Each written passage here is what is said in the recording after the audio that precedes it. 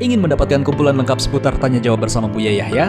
Dapatkan segera buku Buya Yahya Menjawab, berisikan kumpulan tanya jawab seputar problematika umat yang dikemas secara jelas, lugas, dan ringkas.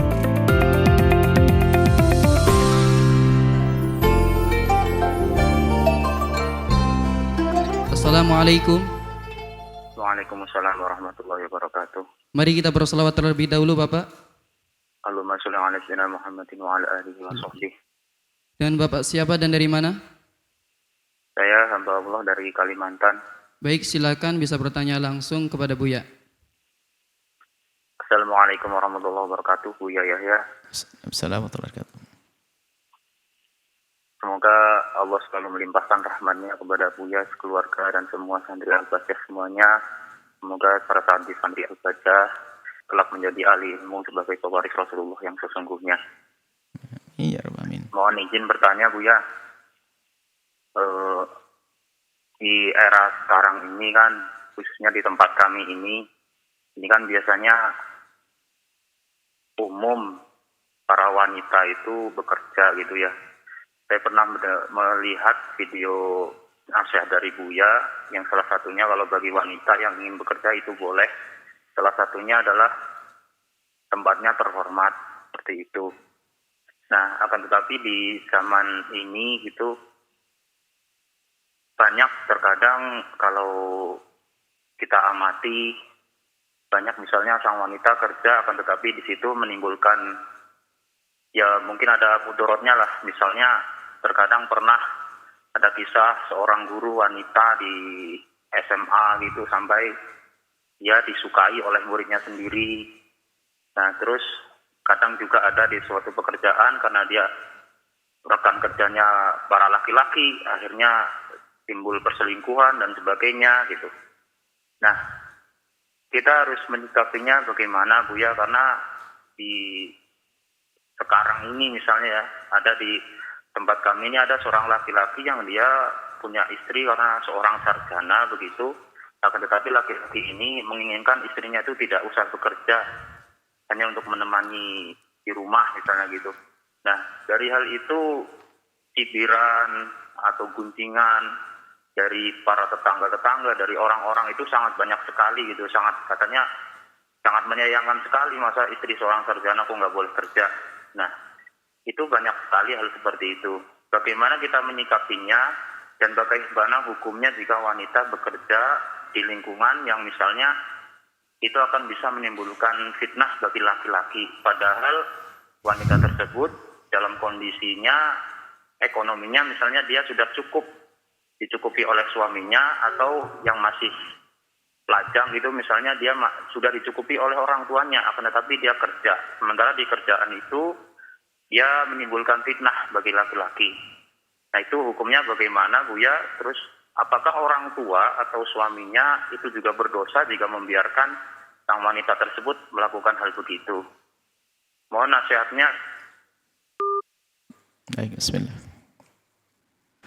Yang pertama harus difahami bahwasanya bagi seorang istri, anak perempuan dan sebagainya, tidak wajib mereka untuk mencari itu semuanya. Tidak wajib bekerja seperti itu. Yang mencukupi adalah suaminya. Tidak wajib bukan berarti tidak boleh. Boleh saja mereka bekerja, akan tidak wajib. Tentunya dalam irama suka-suka.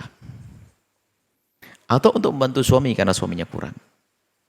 Ya wajar dibuka, tapi tidak wajib. Harus paham ini. Difahami ini sebagai penyanjungan ini, sanjungan kepada wanita. Bagi orang yang berpikir coba, kan disanjung wanita, nggak boleh bekerja, cukup menerima uang saja. Kan sebetulnya ini sebaik-baik sanjungan ini. Urusannya jangan urusan tetangga, gunjing dan sebagainya, nggak ngerti disanjung. Jadi maksudnya wanita mulia di rumah. Dan bekerja itu kan beban, dia harus energi, waktu, segala macam. Jadi kalau fitrah wanita kembali kepada fitrahnya, dia fitrah manusia secara umum, dia ingin senang bahwasanya diberi kemudahan, nggak usah kerja. Itu yang bekerja keras itu kan yang cari duit. Seandainya dia mendapatkan duit tanpa kerja, pasti milih dapat duit tanpa kerja. Sebenarnya kerja itu tidak begitu disukai. Sarana saja, tujuannya adalah dapat rizki, kan begitu. Nah, kadang ada orang bekerja ini adalah untuk selingan. Suaminya sudah mencukupinya dengan harta yang melimpah dan sebagainya. Dan dia iseng, oh boleh-boleh saja. Atau suaminya minta dibantu karena tidak mampu, boleh saja. Akan tapi ada rambu-rambunya. Rambu-rambunya, suami mengizinkannya. Kemudian juga di antara rambu-rambunya adalah kewajiban kepada suami tidak boleh teledor. Kalaupun ada yang terkurangi, suami harus meridhoi. Kemudian tempatnya terhormat. Nah, makna terhormat itu adalah terhormat secara umum dong. Nah, kalau misalnya ngajar dan sebagainya masih terhormat. Kalau tiba-tiba ada nakal dengan muridnya atau gurunya, ini adalah masalah kesalahan-kesalahan pribadi itu. Biarpun seorang di dalam masjid pun juga bisa saja, naudzubillah. Itu kan karena kotornya perilaku itu. Misalnya guru tiba-tiba melakukan kehinaan dengan muridnya, itu kotornya perilaku, bukan sekolahannya, bukan. Nah ini, kalau yang penting terhormat itu ada, tidak terjadi berduaan, tidak bebas buka aurat di dalamnya, terjaga, itu terhormat semacam itu. Nah kalau masalah tiba-tiba dia melakukan perselingkuhan dan sebagainya, itu adalah pribadi, akhlak, keburukan akhlak pribadi seseorang. Nah, makanya boleh ditingkatkan rasa takut kepada Allah Subhanahu wa taala. Cuman tetap kami himbau kepada kaum wanita, hendaknya dia lebih banyak mengurangi tentang kegiatan-kegiatan yang bakal berinteraksi dengan kaum pria demi kehormatan wanita tersebut. Nah, kemudian jika ada seorang wanita yang dia punya pendidikan tinggi sama suaminya nggak boleh bekerja, ya nggak ada masalah. Tapi tetangga cerewet, oh hidup kok ngurus tetangga, ngasih duit mang tetangga. Kalau jadi tetangga jangan cerewet, makanya kenapa kalau sarjana, bahkan mungkin bukan sekedar sarjana, S1, mungkin S3, es krim, pakai SS. Anggap saja dia sarjana, sudah full dia pendidikannya, habis semuanya. Tapi kemudian sang suami menghendaki dia di rumah, penghormatan sebetulnya. Karena nggak senang kalau dia suami istrinya kerja keluar tuh. Di rumah. Jangan rewet tetangga kok ribut aja. Ngapain tetangga? Oh sayang dia ini. Oh, di rumah juga ada anak-anak bisa dididik kok. Tapi bisa jadi ya. Cuma sebagai seorang suami barangkali memang keahlian seorang istri ini bisa bermanfaat untuk orang banyak, maka dia pun juga perlu membuka diri untuk memberikan izin. Misalnya apa? Istrinya adalah punya keahlian dalam ilmu tertentu, misalnya ilmu khususnya ilmu yang bermanfaat di masyarakat. Ilmu kesehatan. Tak tahu ilmu yang masyarakat yang sering sakit. Maka alangkah indahnya kalau diberi kesempatan mengabdi. Banyak wanita-wanita yang sakit biar ditangani oleh istrinya. Ya sangat bagus suami kayak begitu. Jangan berlebihan juga sampai istrinya tertekan. Nah, ini kadang seorang suami ingin memuliakan istrinya di dalam rumahnya saja. Cuman dia tidak menghargai, dia tidak menganggap dia itu sebagai istri manusia. Dia kadang pengen lihat suasana di luar, jalan-jalan, lihat nih. Itu dekem sok di kamar. Apalagi merasa dia seorang ustadz, istriku harus saya sekap di kamar. Ya nggak bisa begitu dong, itu nyeksa orang. Dia manusia, perasaannya harus dijaga. Dia ingin bergaul dengan temannya sesama muslimah yang solehah, tukar pikiran, mungkin juga ingin biar tidak stres dan sebagainya. Jadi bagi suami ya sedikitlah jangan kaku-kaku amat. Akan tetapi jika ada seorang suami menghendaki istri yang tidak bekerja, biarpun mungkin kerjaan sang istri adalah menghasilkan ratusan juta per bulan, maka sah-sah saja.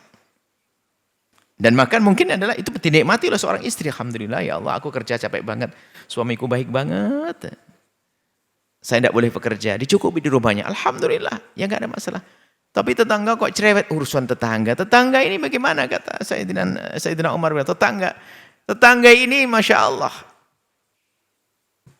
Makanya kalau cari tetangga itu yang benar.